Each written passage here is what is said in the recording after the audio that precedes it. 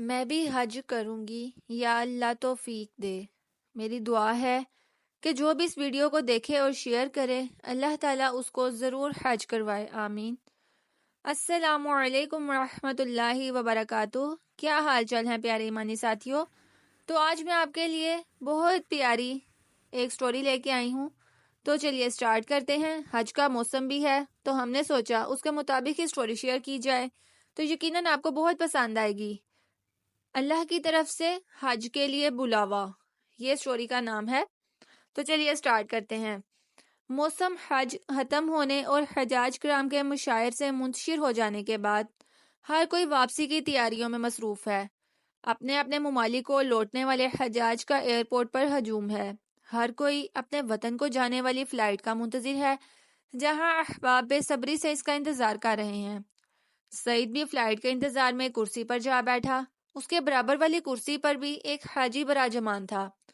دونوں نے سلام و کلام اور باہمی تعارف کا تبادلہ کیا۔ پھر اس شخص نے سعید سے کہا، سعید بھائی، میں ایک ٹھیکیدار ہوں اور اللہ تعالیٰ کے فضل و کرم سے اس دفعہ مجھے ایک ایسے پروجیکٹ کا ٹینڈر حاصل کرنے میں کامیابی ہوئی جس میں اتنی کمائی ہے جو پوری زندگی کے لیے کافی ہے۔ چنانچہ میں نے اللہ تعالیٰ سے وعدہ کیا کہ اس نعمت کے شکرانے کے طور پہ اس مرتبہ حج ضرور کروں گا۔ الحمدللہ، یہ میرا 10واں حج ہے۔ یہاں آنے سے پہلے میں نے اپنے مال کی تمام زکوٰۃ بھی ادا کر دی تاکہ میرا حج اللہ کی بارگاہ میں قبول ہو جائے۔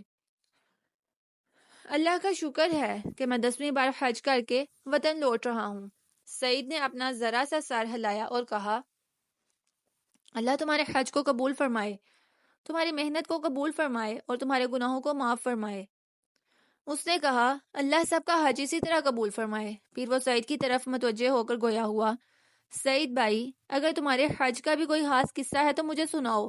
سعید نے تھوڑے سے تردد اور ہچکچاہٹ کے بعد کہا، میرے بھائی، یہ ایک طویل داستان ہے اور میں اتنی لمبی بات کر کے تمہارے لیے درد سر کا باعث نہیں بننا چاہتا۔ اللہ کے لیے اپنا قصہ ضرور سناؤ، ہمیں یہاں سوائے انتظار کے کچھ کرنا تو ہے نہیں۔ وہ شخص مسکرا کر بولا، ہاں جی، یہ بات تو ہے، جب انتظار ہی کرنا ہے تو پھر سنو۔ سعید نے کہا، بہت سال پہلے کی بات ہے، میں نے ایک ماہر اعصاب فزیشین کے طور پر ڈاکٹر کی تعلیم مکمل کی۔ 30 برس تک اس پیشے سے منسلک رہا۔ جب میں ریٹائرمنٹ کے قریب پہنچا، بچوں کی شادیوں سے فارغ ہو چکا اور کچھ ذہنی فراغت نصیب ہوئی، تو میں نے اپنی جمع شدہ پونجی سے فریضہ حج کی ادائیگی کے بارے میں سوچا۔ جیسا کہ آپ کے علم میں ہے کہ کسی شخص کو اپنی موت کے وقت کا پتہ نہیں، اور یہ ایک فرض تھا جو میرے ذمہ تھا۔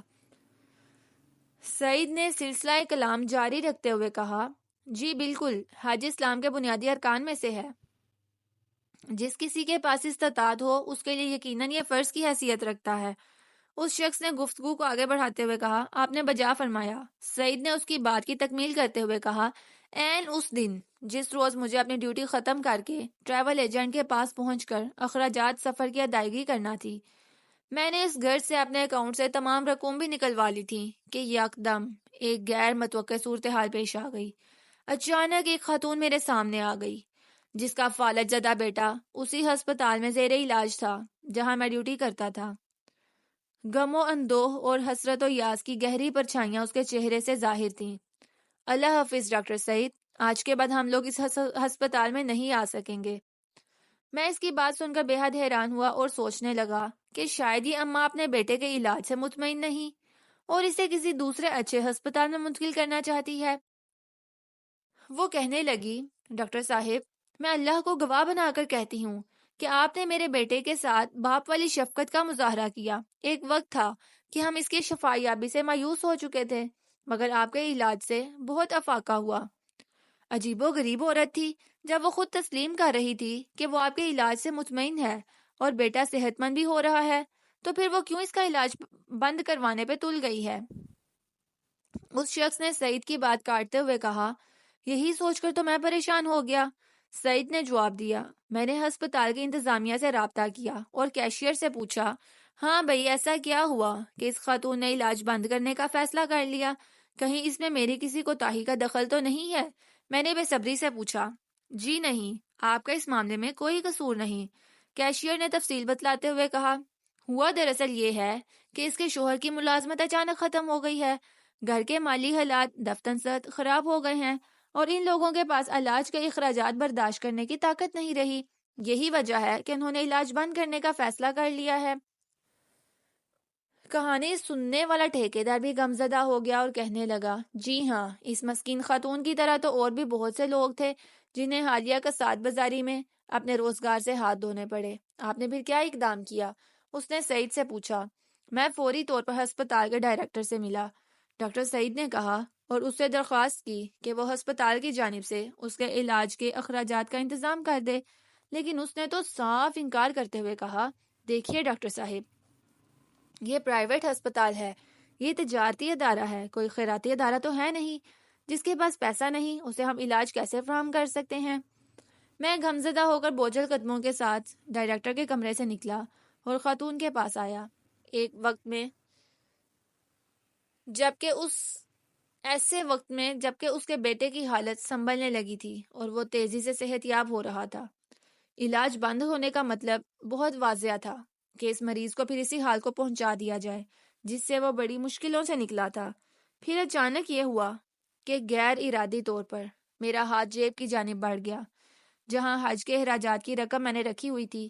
میں ایک لمحے کے لیے اپنی جگہ رکا اور پھر میں نے آسمان کی طرف دیکھتے ہوئے اپنے رب سے ایک دعا کرتے ہوئے عرض کیا، یا اللہ، تو اچھی طرح جانتا ہے کہ میرے دل میں تیرے گھر کے حج کا اور تیرے نبی کی مسجد کی زیارت کا کس قدر شوق تھا۔ اس کے لیے میں نے سال ہر سال تک تیاری کی اور گن گن کر لمحات گزارے، لیکن آج میں تیرے ساتھ کیے ہوئے اس وعدے کو مؤخر کرنے پر مجبور ہو گیا ہوں۔ تیری بارگاہ میں التجا کرتا ہوں کہ میری خطا معاف فرمانا۔ یہ کہہ کر میں کیشیئر کے پاس گیا اور اپنے حج کی ساری رقم اس کے حوالے کرتے ہوئے کہا، یہ اس بچے کے 6 ماہ کے علاج کا پیشگی خرچہ ہے۔ آپ خاتون سے کہہ دینا کہ ہسپتال کے ایسے نادار مریضوں کے لیے ایک خصوصی فنڈ ہوتا ہے۔ ٹھیکیدار کی آنکھیں بھیگ گئیں اور اس نے سعید سے پوچھا، پھر تم نے حج کیسے کیا؟ میرا خیال ہے آپ جلد نتیجہ سننا چاہتے ہیں، شاید آپ میری داستان کی طوالت سے اکتا گئے ہیں۔ سعید نے ہنستے ہوئے کہا، ٹھہریے جناب، اس کہانی کا اگلا حصہ سماعت فرمائیے۔ میں بوجھل دل سے گھر لوٹا۔ اپنی زندگی میں ملنے والا حج کا یہ موقع مجھے ہاتھ سے نکلنے کا بہت دکھ بھی تھا، لیکن اس بات پر خوشی بھی تھی کہ میں اس خاتون کی مدد کر سکا۔ اب اس کے بیٹے کا علاج ہوتا رہے گا۔ میرے آنسو میرے رخساروں کو تر کر رہے تھے کہ اسی عالم میں میری آنکھ لگ گئی۔ خواب میں کیا دیکھتا ہوں کہ میں بیت اللہ شریف کا طواف کر رہا ہوں اور لوگ مجھے سلام کر رہے ہیں اور کہہ رہے ہیں، تمہیں مقبول حج مبارک ہو حاجی سعید، ہماری دعائیں تمہارے ساتھ ہیں۔ مجھے ایک عجیب و غریب خوشی کا احساس ہو رہا تھا، حالانکہ مجھے معلوم تھا کہ میں حج نہیں کر سکا۔ بہرحال میں نے اللہ کا شکر ادا کیا اور اس کی تقدیر پر راضی ہو گیا۔ جیسے ہی میں نیند سے بیدار ہوا، میرے فون کی گھنٹی بجی اور دوسری جانب ہسپتال کے ڈائریکٹر کی آواز سنائی دی، سعید صاحب، ایک بڑے بزنس مین حج کرنا چاہتے ہیں اور ان کا اصرار ہے کہ وہ اس وقت تک حج کے لیے نہ جائیں گے جب تک کہ ان کے ہمراہ ایک ایسا ڈاکٹر نہ ہو جو اعصابی امراض کا ماہر ہو۔ ان صاحب کا ذاتی معالج جو ان کے ساتھ جانے والا تھا، اس کی اہلیہ اس وقت بیمار ہے اور ڈاکٹر اس کو چھوڑ کر جانے کے لیے تیار نہیں۔ تو کیا آپ اس ڈاکٹر کی جگہ پر حج پر جانے کے لیے تیار ہیں؟ میں اس کو ناراض نہیں کر سکتا کیونکہ وہ تو ہسپتال کے آدھے شیئرز کا مالک ہے۔ اس کی ناراضگی سے میری نوکری جا سکتی ہے۔ ڈائریکٹر نے کہا، کیا وہ مجھے حج کرنے کی اجازت دے گا؟ میں نے جواباً پوچھا۔ انہوں نے اس بات میں جواب دیا تو میں نے کہا، میں ان کے ساتھ جاؤں گا اور ان سے کوئی معاوضہ بھی نہیں لوں گا۔ چنانچہ جیسا کہ آپ دیکھ رہے ہیں، میں نے حج کیا اور نہایت آسانی اور سہولت کے ساتھ کیا۔ ان صاحب نے میری خدمات سے خوش ہو کر جب مجھے کچھ رقم بااسرار دینا چاہی تو میں نے انہیں وہی عورت والا قصہ سنا دیا۔ انہوں نے ساری بات سن کر ہسپتال کی انتظامیہ کو حکم دیا کہ اس بچے کا علاج ان کے خاص حساب سے کیا جائے اور ساتھ ہی یہ حکم بھی جاری کیا کہ ہسپتال میں خاص فنڈ قائم کیا جائے جس سے نادار مریضوں کا علاج کیا جائے۔ انہوں نے اسی پر بس نہیں کیا بلکہ اس خاتون کے شوہر کو اپنی ایک کمپنی میں مناسب ملازمت بھی فراہم کر دی۔ وہ شخص اٹھا، ڈاکٹر سعید کی پیشانی پر بوسہ دیا اور کہا، واللہ میں زندگی میں اس قدر شرمسار کبھی نہیں ہوا جس قدر آج ہوں۔ سعید بھائی، میں جب بھی حج کرتا ہوں تو میں یہ سمجھتا ہوں کہ میں نے بہت عظیم کام کیا ہے اور ہر حج کے بعد اللہ کے ہاں میرا درجہ اور بھی بڑھ جاتا ہوگا، مگر آج مجھے احساس ہو رہا ہے کہ تمہارا حج میرے جیسوں کے حج سے بہت زیادہ قیمتی ہے۔ میں نے تو بیت اللہ کا حج کیا ہے مگر تمہیں اللہ تعالیٰ نے خود اپنے گھر بلایا ہے وہ بار بار یہی کہہ رہا تھا، اللہ مجھے معاف کر دے، اللہ مجھے معاف کر دے، اللہ مجھے معاف کر دے۔ تو پیارے ایمانی ساتھیوں، یہ تھی ہماری آج کی سٹوری۔ مجھے امید ہے کہ آپ سب نے بھی اس کو انجوائے کیا ہوگا۔ تو آپ سب نے اس سے کیا لیسن لیا، یہ آپ ضرور مجھے کومنٹس میں شیئر کیجئے گا۔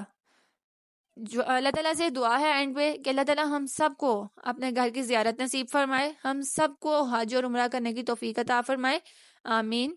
جزاکم اللہ خیرن کثیرہ۔